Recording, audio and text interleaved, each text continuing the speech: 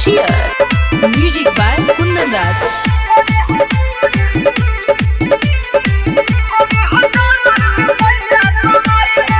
चोली के हुक खोला वायरल हो जाइबू, गोरी हो डॉलर में पैसा कमाइबू।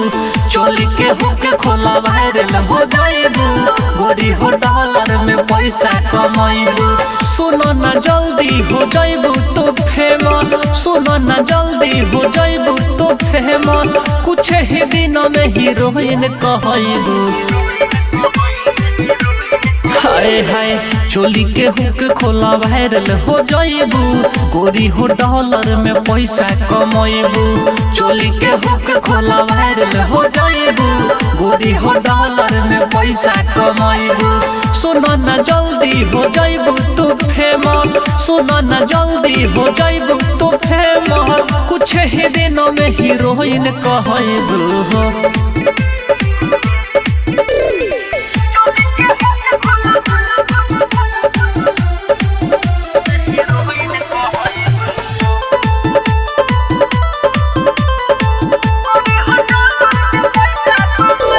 सुनो आज कल के इहे बाट ट्रेंड हो, अरे सुनो आज कल के इहे बाट ट्रेंड हो। डोरी खोल साया सरकाबो, बनी है ढेर फ्रेंड हो। आइडिया बायूनिक एक बार करो, औरी कवनो टॉपिक सोना सुन तू नहीं धर। लाइव आके लोकेशन देखाव, ढोढ़ी के अपने स्टेशन बनाव। लाइव आके लोकेशन देखाव, ढोढ़ी के अपने स्टेशन बनाव। डार्लिंग हो जल्दी हो जाइबू तो फेमस, गोरी हो जल्दी हो जाइबू तो फेमस। कुछ ही दिनों में हीरोइन कहइबू हो।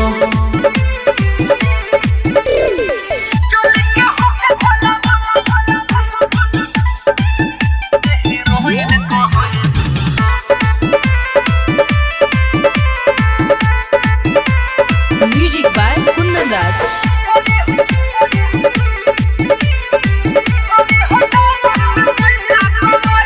सोशल मीडिया के फायदा उठावो, अरे सोशल मीडिया के फायदा उठावो। नमकीन जवानी के पानी से रानी लोग के पटावो।